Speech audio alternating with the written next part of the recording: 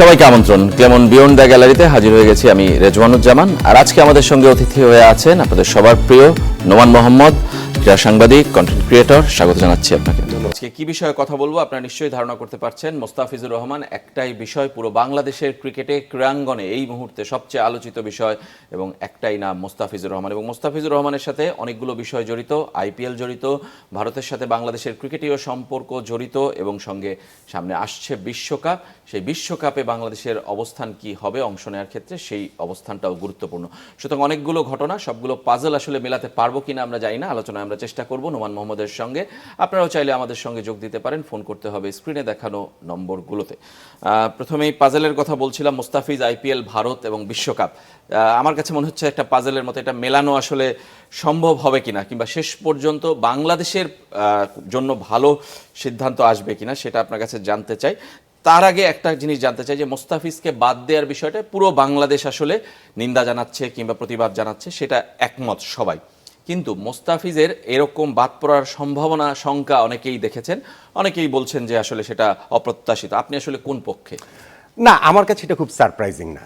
এরকম একটা ডিসিশন ভারতের পক্ষ থেকে নেওয়া হতে পারে, সেটা টু সাম এক্সটেন্ট আমরা সবাই আসলে ধারণা করতে পেরেছিলাম। আমার কাছে সারপ্রাইজিং যেটা, সেটা হচ্ছে এত আগে সিদ্ধান্তটা নেওয়া এবং এই মুহূর্তে সিদ্ধান্তটা নেওয়া। এই এত আগে এবং এই মুহূর্তে এই দুইটা জায়গা খুব গুরুত্বপূর্ণ। এত আগে আমি এই জন্য বলছি যে বাংলাদেশ এরপরে ভারতে খেলতে যাবে, টি-20 ওয়ার্ল্ড কাপ খেলতে যাবে। সেইখানটাতে আমাদের প্রস্তুতি ম্যাচ আমরা গিয়ে বেঙ্গালুরুতে 2টা খেলবো, কলকাতায় 3টা ম্যাচ গ্রুপ পর্বে খেলবো, মুম্বাইতে একটা ম্যাচ খেলবো, তারপরে 3টা সিটি অ্যাটলিস্ট আমরা খেলছি, আমরা পরের রাউন্ডে যদি নাও যাই। তারপরে গিয়ে কিন্তু মুস্তাফিজের আইপিএল। সো এর আগে টি-20 ওয়ার্ল্ড কাপ বাংলাদেশ খেলতে যাবে, বা ভারতের ওইখান থেকে দাবি উঠবে যে ভারতকে মানে বাংলাদেশকে আতিথ্য দেওয়া যাবে না, আনা যাবে না, এরকম কোনো দাবি তো ওঠে নাই, এরকম কোনো কথাবার্তা তো হয় নাই। সো সেইটা দেখেও তো মুস্তাফিজের ব্যাপারটাতে সিদ্ধান্ত নেওয়া যেত। এই এত আগে সিদ্ধান্তটা তারা কেন নিল, এটা আমার কাছে সারপ্রাইজিং। আর এই মুহূর্তের কথা আমি বলছি কেন, দেখেন বাংলাদেশ ভারত সম্পর্কটা খুব একটা টেন্স সিচুয়েশনে রয়েছে। সেইটা শুধু ক্রিকেট মাঠে না, মুস্তাফিজের সিদ্ধান্তটা ক্রিকেটেও না, এটা অবভিয়াসলি রাজনৈতিক, কূটনৈতিক যে উত্তেজনা এবং ধর্মীয় যে উন্মাদনা, এই সব কিছু মিলে দুই পক্ষ থেকে, বাংলাদেশের তরফ থেকে, ভারতের তরফ থেকে, দুই পক্ষ থেকে উস্কানি রয়েছে। শুধু শুধু যদি আমরা বলি যে না ভাই আমাদের কোনো কিছুই ভুল নাই, ভারতেরই সব কিছু, এইটা বলাটা আসলে সত্যকে অস্বীকার করে যাওয়া বলে আমার কাছে মনে হয়। কিন্তু আমরা খুবই সাম্প্রতিক সময় আমরা দেখেছি ভারতের সাথে বাংলাদেশের সম্পর্কটা একটুখানি সহজ হওয়ার পথে ছিল। ভারতের পররাষ্ট্রমন্ত্রী বাংলাদেশ সফরে এসেছিলেন বেগম খালেদা জিয়ার মৃত্যুর প্রেক্ষাপটে। তিনি হচ্ছে গিয়ে ওই সময়টাতে কিন্তু মনে হচ্ছিল যে সম্পর্কটা একটু সহজ হবে। সো সেরকম একটা অবস্থাতে ক্রিকেটকে বলি করা, মুস্তাফিজুর রহমানকে বলি করা, তাকে এইখানটাতে সামনে রাখাটা, এইটা আমার কাছে সারপ্রাইজিং। কিন্তু ডিসিশনটা আমার কাছে সারপ্রাইজিং না, আমার কাছে এটা মনে হচ্ছিল যে এরকম কিছু একটা হতে পারে। আমি ফিরবো আপনার কাছে, এবং পাজেলটা আসলে এখন আরো কঠিন হয়ে গেল কিনা সেটাই জানতে চাচ্ছি। দর্শক আছেন আমাদের সঙ্গে, আমরা একটা ফোন নিতে চাই। পরিচয় জানিয়ে আপনার প্রশ্ন অথবা মতামত জানাবেন। একদম গাজীপুর থেকে মোহাম্মদ ফোনাজ বলছিলাম। জি বলেন। আমি বলছি যে মোস্তাফিজকে যদি তারা নিরাপত্তা না দিতে পারে, সামান্য তারা খেলার ভিতরে রাজনীতি ঢুকায়, তাহলে আমাদের পুরো বাংলাদেশ টিমকে তারা কিভাবে নিরাপত্তা? পাকিস্তান যদি বিশ্বকাপে নিরপেক্ষ, ইন্ডিয়া পাকিস্তান খেলাতে চায় না, তারা নিরপেক্ষ ভেন্ডর চায়, তাহলে আমার বাংলাদেশ কেন চায় না? আচ্ছা, ধন্যবাদ আপনাকে। খেলার সাথে যদি তারা রাজনীতি মিলায়, মোস্তাফিজকে নিরাপত্তা দিতে না পারে, তাহলে পুরো বাংলাদেশ দল আসলে কেন ভারতে যাবে? পাকিস্তান যেটা করছে না কিংবা যাচ্ছে না, সেই জায়গায় বাংলাদেশ কেন অবস্থান ক্লিয়ার করছে না? ভেরি ভ্যালিড কোয়েশ্চেন, এবং এটা ভেরি অবভিয়াস কোয়েশ্চেন। এই কোয়েশ্চেনটাই আমাদের যখন মুস্তাফিজুর রহমানের আইপিএল থেকে তাকে বাদ দিয়ে দেওয়া হলো, তারপরে সাথে সাথে, পরে না ইনফ্যাক্ট সঙ্গে সঙ্গেই এই প্রশ্নটাই উত্থাপিত হয়েছে। আমরাও আমাদের বিভিন্ন জায়গা থেকে সেই প্রশ্নটাই আসলে উত্থাপনটা করেছি, কিন্তু অফিসিয়াল রিজনটা কিন্তু তারা জানায়নি।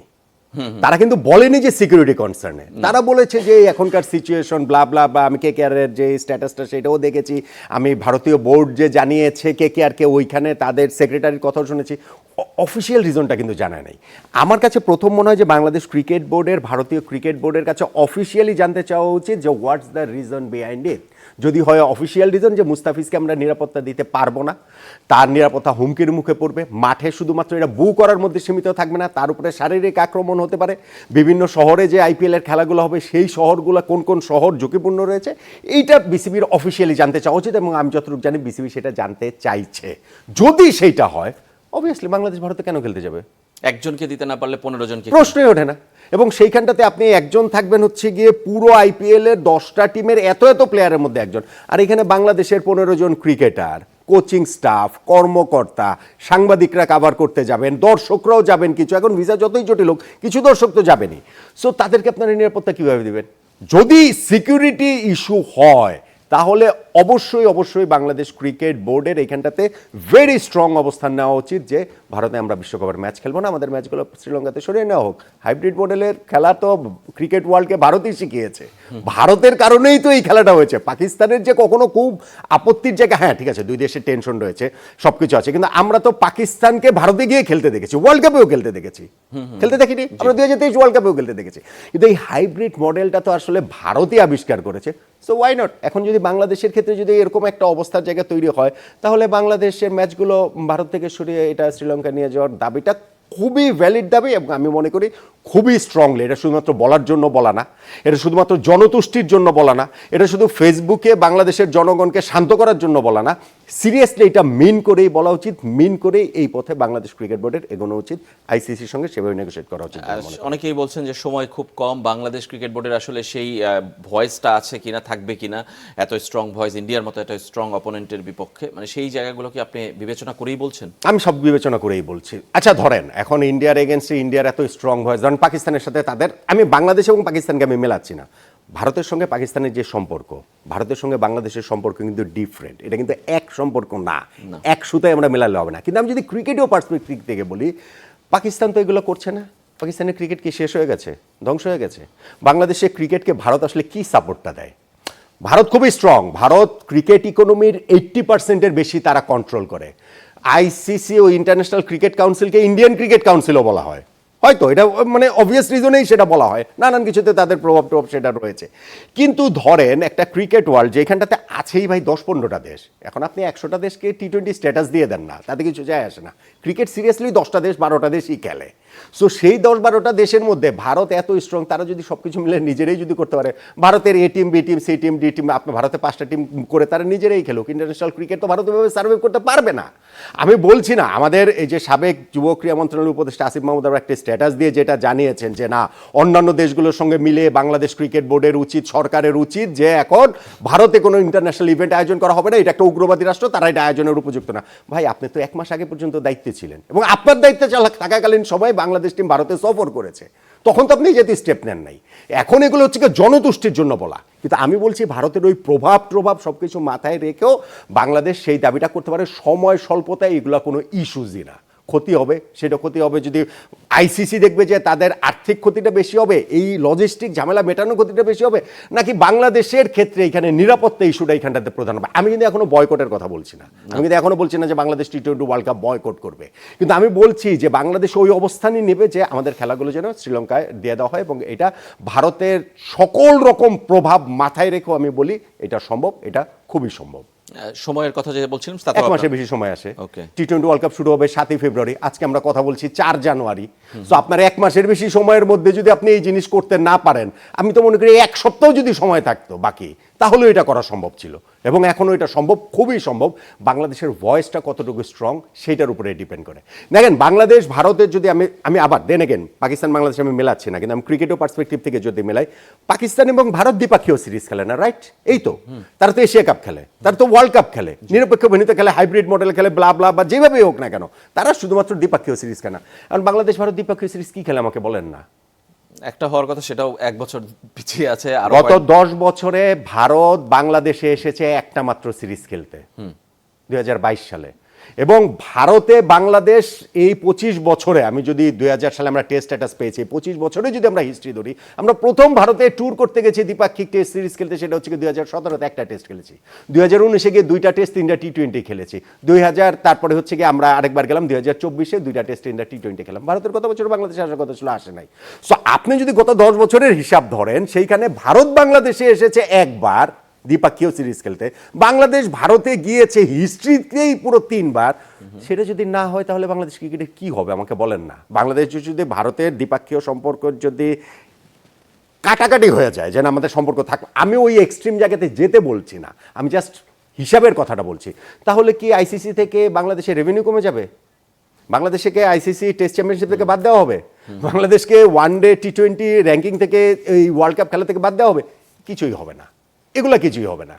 সো আমি মনে করি যে বাংলাদেশের বাংলাদেশ ক্রিকেট বোর্ডের স্পেশালি এটা মাথা উঁচু করে শির দ্বারা সোজা রেখে, অপমানটা যদি আমাদের গায়ে লাগে, আমরা যদি সত্যি মনে করি এটা অবমাননা, এটা যদি সত্যি আমাদের আত্মমর্যাদায় আঘাত করার মতো ইস্যু হয়, যেটা আমি মনে করি অবশ্যই সেটা, তাহলে বাংলাদেশ ক্রিকেট বোর্ডের ওই অবস্থানটাই স্ট্রংলি নেওয়া উচিত যে মানে ছোট ভারতে আমরা ক্রিকেট ম্যাচ খেলবো না, টি20 ওয়ার্ল্ড কাপের, আমরা সেটা শ্রীলঙ্কায় গিয়ে খেলবো। মানে ছোট ক্ষতিগুলোকে আসলে মেনে নিয়ে যদি রেভিনিউ কিছু কমে যায়, ভারতের সাথে সম্পর্ক ফাটল ধরে, ক্রিকেটীয় সম্পর্কে আমি বলছি, হ্যাঁ, সেগুলো মেনে নিয়েই আমাদের আসলে এখন করতে হবে। এখন আমার কাছে যেটা ভয়ের যে জায়গা সেটা হচ্ছে গিয়ে আমরা জনতুষ্টির কথা মাথায় রেখে সবকিছু করে, আমি আসিফ মাহমুদ সজীব ভুঁইয়ার কথা আমি বললাম, আমি ধরেন এখনকার যে আমাদের ক্রীড়া উপদেষ্টা রয়েছেন আসিফ নজরুল, উনিও কালকে একটা স্ট্যাটাস দিয়েছেন, উনি খুবই স্ট্রং স্ট্যাটাস তিনি সেই জিনিসটা দিয়েছেন।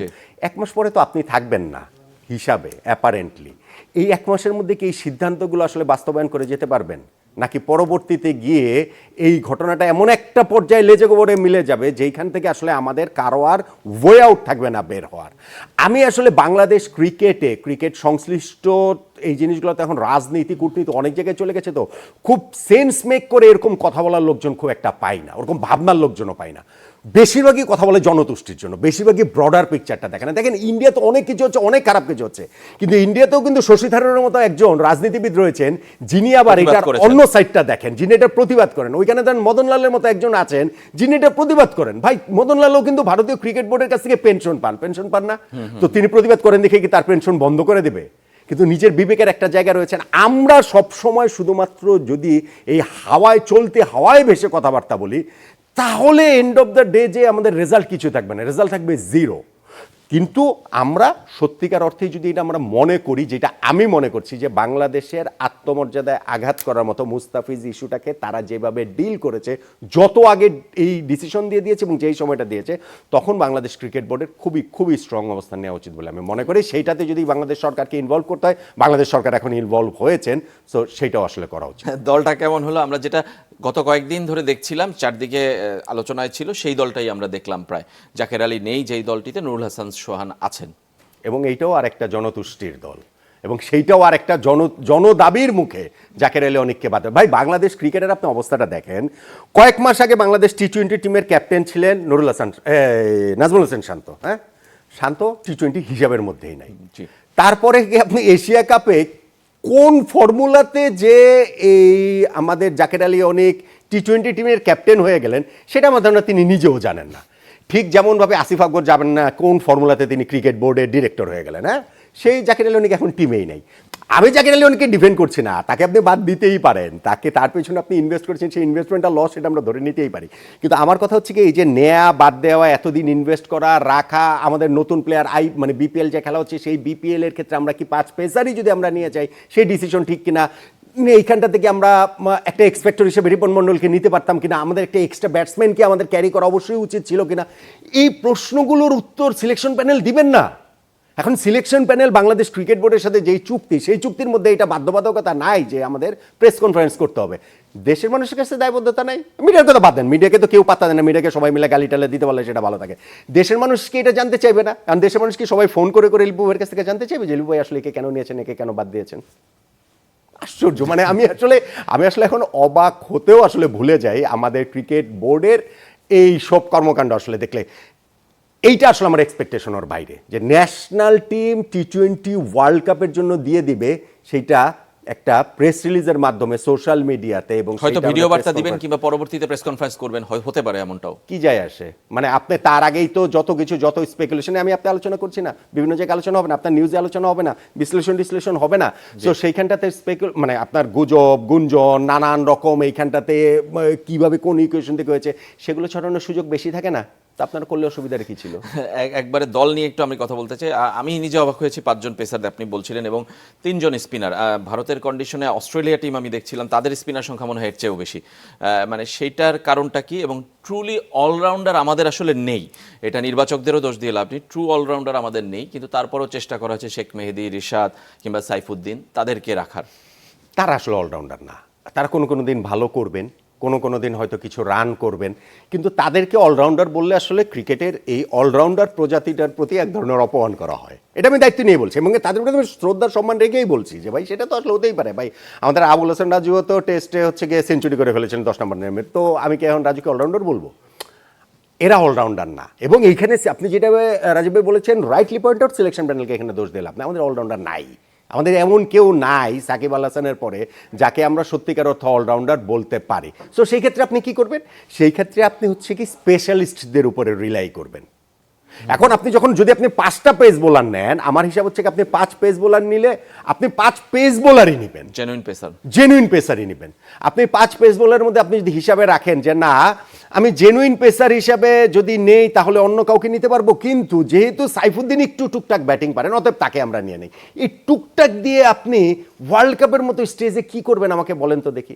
সো এই জায়গাটাতে আমার সিরিয়াস আপত্তির জায়গা রয়েছে। আমার কাছে স্পিনারের চেয়ে পেসারের সংখ্যা বেশি, হ্যাঁ ঠিক আছে, বাংলাদেশে এই জায়গাটাতে পেসারদের যেহেতু বডি ম্যানেজমেন্টের ব্যাপার রয়েছে, ইনজুরি ম্যানেজমেন্টের ব্যাপার রয়েছে, সেই বিষয়টি আমি মাথায় রাখে ওটা বলতে পারি। কিন্তু 3 জন স্পিনার, 5 জন পেস বোলার এবং 7 জন ব্যাটসম্যান, 8 জন বোলার, এই ইকুয়েশনটা ভাই আমার কাছে হাস্যকর লাগছে। লাস্ট প্রশ্ন এক কথায় উত্তর দিবেন। আমরা তো এই দলটা দিয়েছি ইন্ডিয়াতে খেলা হবে ভেবে, যদি বাংলাদেশকে শ্রীলঙ্কায় খেলতে হয় কিংবা বাংলাদেশ যদি তার অবস্থান স্ট্রং থাকে এবং আইসিসিও চেঞ্জ করে, তাহলে কি দলে কোনো পরিবর্তন আসতে পারে? যেহেতু 20 তারিখ পর্যন্ত চেঞ্জ করা না, কোনো রকম কোনো পরিবর্তন আসবে না। কিন্তু যদি ফেসবুকে কোনো দাবি ওঠে, ধরেন সাব্বির রহমান ঢাকাকে আগামী ম্যাচ জিতিয়ে দিলেন, একটা 13 বলে 17 রানের ইনিংস খেলে, ফেসবুকে ব্যাপক দাবি উঠলো যে সাব্বির রহমানকে দলে চাই, ধরেন নাসির হোসেনকে দলে চাই, ক্রিকেট বোর্ড সেটা করে ফেলবে, এই সিলেকশন প্যানেল সেটা করে ফেলবে। কিন্তু ক্রিকেটের পার্সপেক্টিভ থেকে ইন্ডিয়া থেকে খেলা যদি শ্রীলঙ্কাতে যায় ওইটাতে চেঞ্জ হবে বলে আমার কাছে মনে হয়। ধন্যবাদ আপনাকে নোমান মোহাম্মদ আমাদের স্টুডিওতে আসার জন্য। আজকের মতো আমরা এখানেই শেষ করছি। আমরা অপেক্ষা রয়েছি বাংলাদেশ ক্রিকেট বোর্ড কোন